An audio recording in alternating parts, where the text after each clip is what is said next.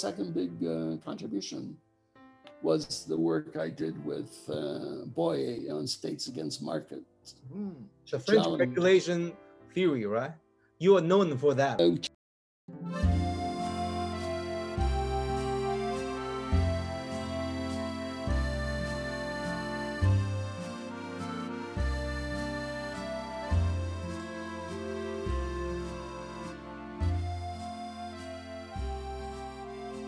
How did you get involved with French regulation theory, and how did you meet Robert Boyer? I was in Montreal before I was, this is, I think, in the 80s. And, I participated a lot in Quebec political economy circles, even though I wasn't a French speaker at the time. From my earlier lives, I had in the Studio for Peace Action, SUPA, we had a national movement. And so I used to go to Montreal for meetings and organizing and strategizing. So I got to know quite a few Quebecers in political economy. So I think I was quite unique. Yes. So one day I go to this conference in Montreal, and they had invited him as a speaker. So afterwards, I met him. I said I was coming to Aix-en-Provence to study French. And he said, well, come to the CNRS in Paris and visit me. So he gave me an invitation to come. And then when I got to France, I went and worked in his laboratoire for, I don't know, five or 6 months. And we became friends. But he did not speak English, so we only spoke in French for the first 3 or 4 years. Wow, that's very impressive. So I just wonder, right, how it's your French regulation theory fits with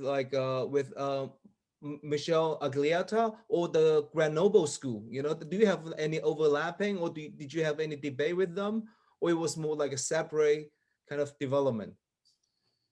Well, for Michel Agliata or the Grenoble School? No, because it's so boy, there was a laboratoire, so you have a physical place where Lippietz was, Pascal Petit. Agliata wasn't there because he was at the Centre de. He had left the CNRS for this other position. The people from Grenoble ran their own show a lot. They had conferences with people in Paris, but they're in Grenoble, so they were kind of not on the scene. And Boye had his own equipe, his own team, about 10 people, 10, 12 people. And of course, they drew on many people who were visiting Paris or passing through. So anyway, I fit in, right? I couldn't, to be honest, I didn't really understand a lot of that. They were reinventing Keynesianism with a French twist. But that's a very,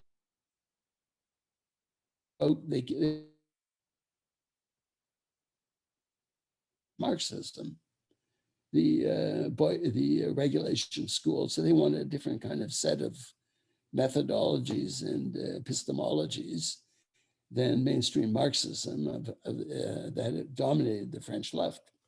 Can you elaborate a little bit on what do you mean by the French twist of the? Could you elaborate a little bit on what do you mean by French twist of Keynesianism? Well, so they wanted to theorize the role of the state, and regulation in English doesn't capture what the French mean, régulation, which is really a different concept between accumulation and governance, if you like, right? There were these kind of political dynamic, and there was the economic dynamic. And that if you went back a decade, they had a lot of reading circles who were attempting to develop an indigenous Marxism or Marx.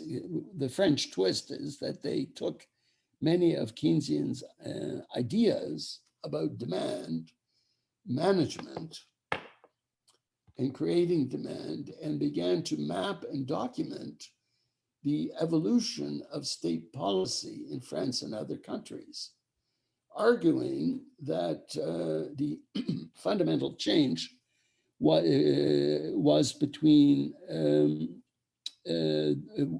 accumulation and labor market policy, and that the economy of a neoclassical sort swung wildly, swung between overconsumption, overproduction and underconsumption. So that was their big idea, actually, that I think helped them reconceptualize market state labor relations. All right, overproduction through the introduction of new labor saving technology, and under consumption because technology often led to falling real wages. So the solution was eventually post 45 was to have this social contract, which was the collective bargaining cycle, which stabilized demand and protected workers from these violent swings between in consumption and production.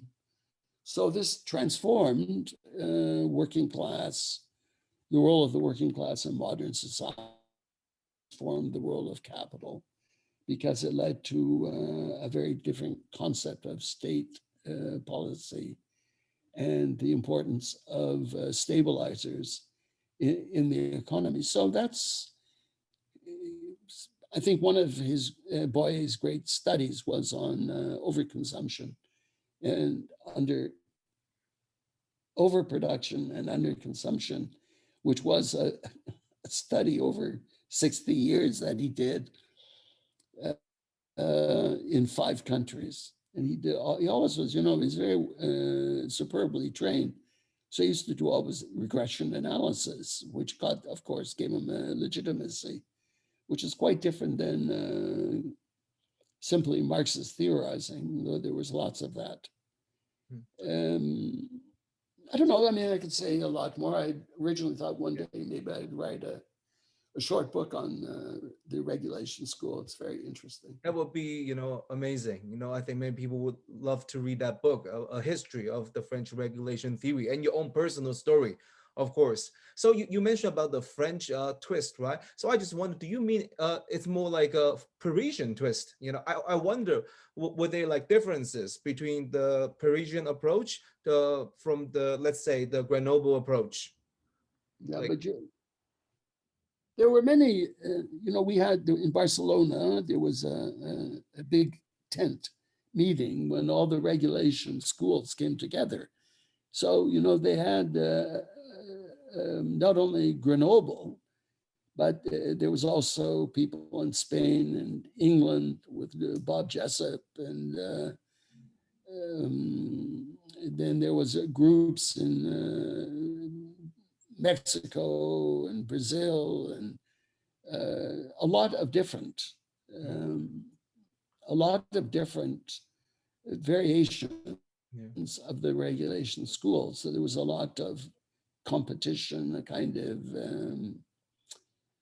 sectarianism, if you like, about what was the pure regulation school. Talking about your own stories in Paris, did you get involved with, let's say, German, regulation theorists, or the Dutch regulation theorists, or did you encounter other Europeans rather than other than French? Oh, I encountered. I was in Berlin. I was in Osnabrück. I met different people in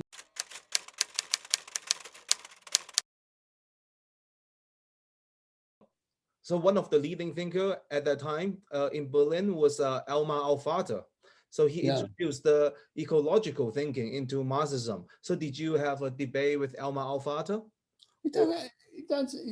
I don't think debate with people. First of all, Alfauter came and taught at York in the summer school. So he was an important figure because much of the regulation did not deal with the environment or gender or family or feminism. Many people could, borrow what they like from the regulation school. But, the attempt to develop a kind of intellectual rigor or,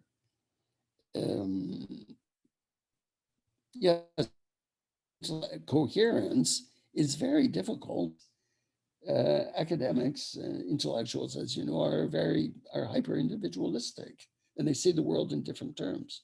So, and also I think culture's made a big difference because the best book on the regulations, who actually did a study of the post-war capitalism, Robert Glynn and Glynn Sutcliffe and someone else, and that was they took all their theoretical ideas and sort of in their book showed what actually happened in different countries. So you didn't, as a macroeconomist, they didn't spend their time, so even though they would deny this, it was, even though they did comparative studies, a lot of comparative studies, to really work out their ideas, were the British economists who were much more empirically minded than the French, who always see things from 40,000 feet high. Now, there were a lot of debates. And then Jacques Mazier, I mean, was an important figure. Also, one of the themes in the regulation school is about their training. So you have to remember them, they were all trained as engineers, Aglietta, Boyer, Lippietz, Mazier, there were some others. And they went to the Polytechnique. So these were like the top of the top of the top. So they had a certain methodology baked into their genes. So when was the period when you were in Paris? Like around which years? Like, do you still remember like when you wrote that hit, book? Sorry? Well, in the 80s. In the 80s. Oh. Yeah. So that was a great period of France, right? Many great, It was very, very special, but they thought they would conquer the world with their ideas. Because to create a school of thought, to create your own paradigm is a huge task. I mean, they wrote hundreds of articles and they were engaged with many people and in Latin America and Africa, and not so much Africa, but North America, and then Bowles and Gintas at the University of Amherst wrote a kind of American narrative of the post-war accord and the role of Fordism. And then Lippietz went off